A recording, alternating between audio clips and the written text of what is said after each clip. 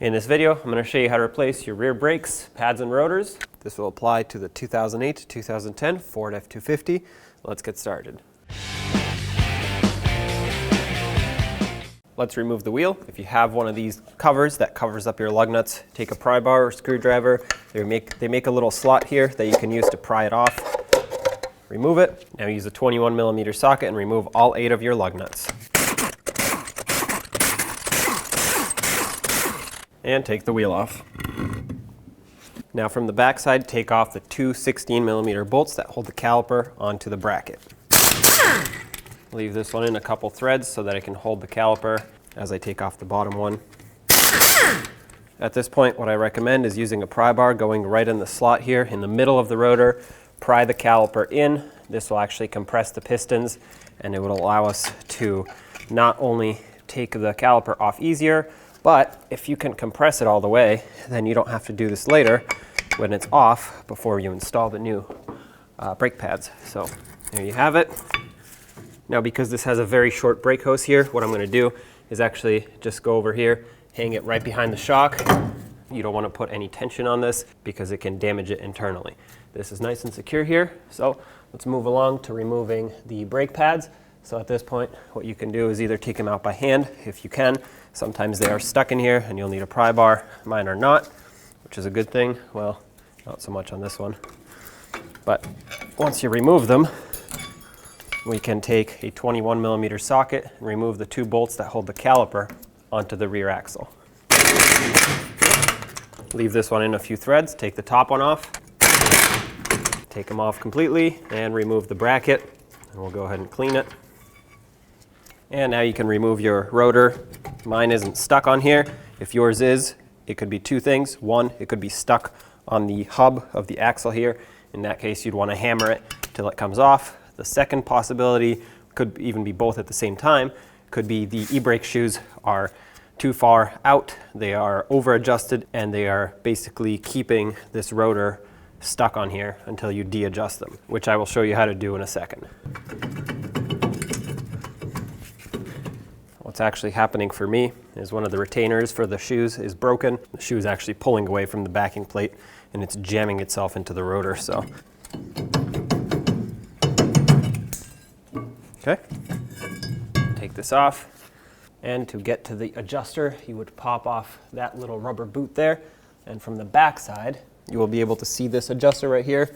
You'd use a screwdriver, a little pry bar, whatever you have, and spin it to loosen up the tension on the e-brake shoes, and that will allow you to get the rotor off further. In order to minimize the dust that goes up in the air, I'm going to clean everything with brake parts cleaner.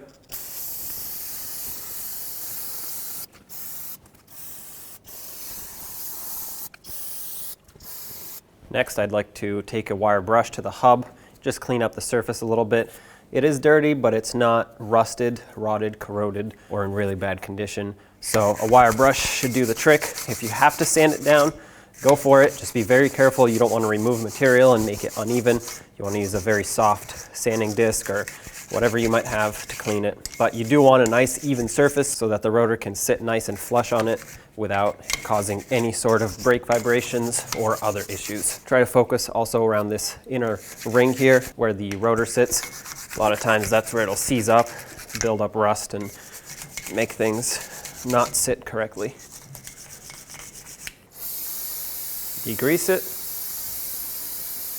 At this point, I want to take some anti-seize and cover the surface of this hub, and that is because I don't want any rust building up here in the future, and this will also ensure that the rotor doesn't freeze up here when the next time comes that this needs to be removed. So go ahead and put a thin layer across the whole hub surface, especially around this inner ridge here where the rotor actually sits up against, and you want to make sure that you don't get it on the lug studs as much as possible. If you do, go ahead and wipe it off.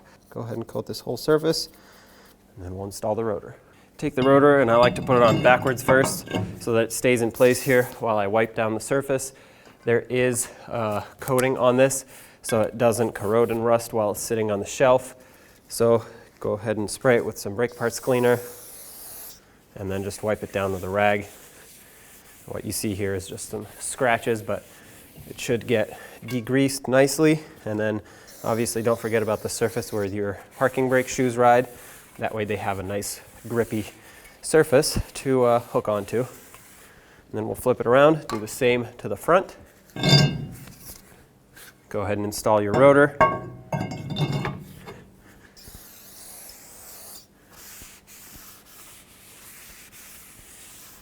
Now to adjust the parking brake shoes here, it's going to be a little bit difficult, especially if the truck is in park. You'd want to put it in neutral.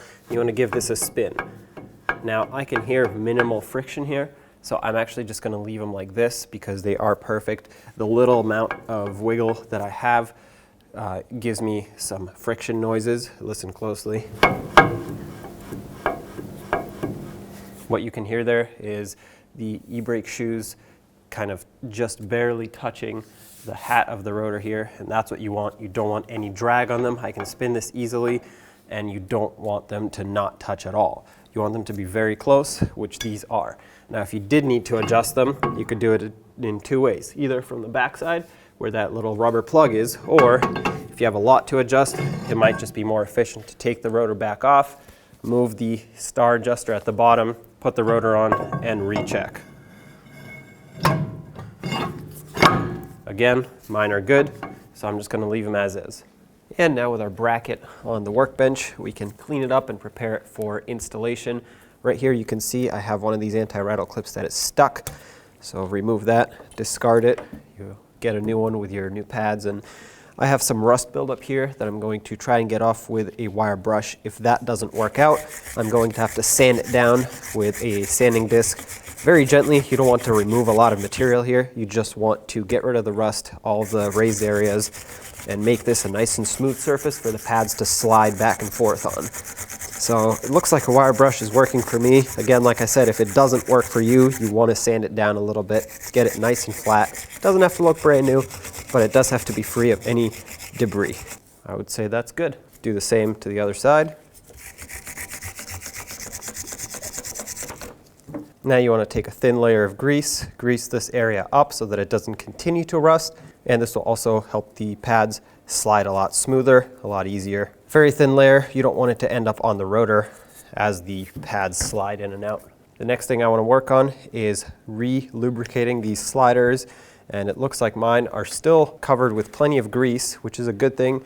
Sometimes they dry out, water gets into the boot, and then it rusts them out, and then you'll have to clean them up, unseize them from in there. But this one, once I wipe it, it looks very good. If you want to, you can completely remove the boot, stick a rag through it, clean out the old grease that's inside, and then add new grease. I'm also going to clean up this ridge here where the boot rides. I want it nice and clean so it can seal up. I'm actually going to put just a tiny bit of grease on here and then put the boot on, spin it to work the grease around, and this is going to provide a nice watertight seal in there. Coat this with grease.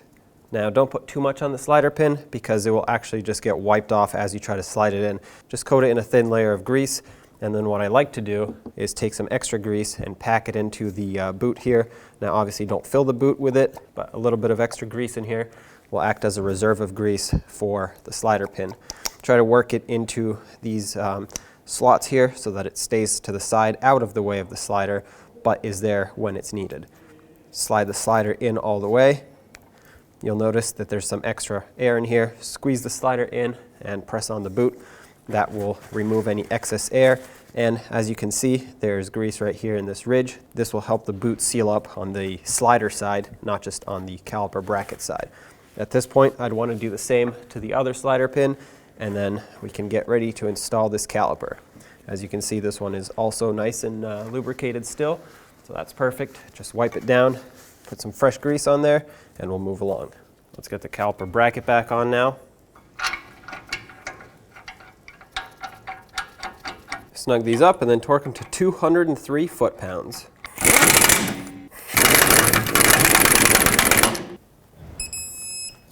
That's one and two.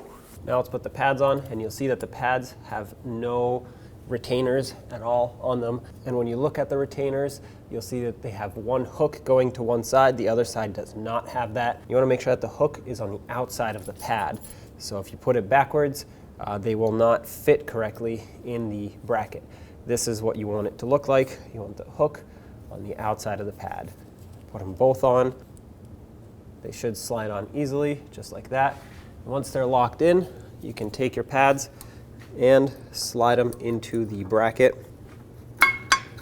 Okay, just like that. These little tabs don't just act as anti-rattle clips, they also act as springs to pull the pad out away from the rotor when you're done applying the brakes. So make sure you don't let these fly off as soon as you let go. They will stay on here, just make sure that they stay on. That's all. Slide in the outer pad as well, and now we'll get ready to put the caliper over. Grab your caliper, and if you didn't already compress the pistons all the way at the beginning, which I did most of the way, but not all the way, go ahead and take your caliper depression tool, or you can take some large pliers, whatever you have that works, and just push these pistons all the way in. Okay, it looks like I maxed out my caliper tool, so to avoid that, I'm going to put a pad in as a spacer. That'll take up some space between the tool and the pistons, and now I can fully compress my 2 pistons in. Go slow. You don't want to go fast on this. And just make sure they bottom out completely, which they just did. That's perfect. Take this old pad out, inspect the caliper, make sure it doesn't leak anywhere. Flip it around, slide it over these pads here. And let's get the 2 bolts. Lines up with the top, so I'm going to go ahead and bolt the top in. If these don't line up, just go ahead and give them a twist. Put the bottom in. Since they go in easily, I'm just going to bottom them out by hand, and then we'll torque these to 26 foot-pounds. And there you have it. At this point, you want to go and pump up your brakes. Do the same to the other side if you have to, and then we'll put the wheel on. Now get the wheel back on. Put on all 8 of your lug nuts, bottom them out, and then we'll torque them to 165 foot-pounds.